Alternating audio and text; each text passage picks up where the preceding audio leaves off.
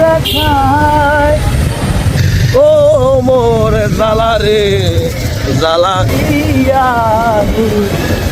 তো ফ্রেন্ডস, আমরা এখন অবস্থান করছি সালতা উপজেলার সালতা এক গ্রামে। এখানে আসলে একটা পালসার গাড়ি দেখার উদ্দেশ্যে। তো দেখেন গ্রাম বাংলার কত সুন্দর পরিবেশ। তো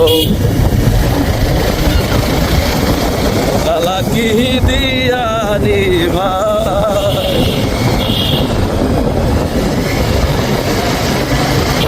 আমার বন্ধু বিনে।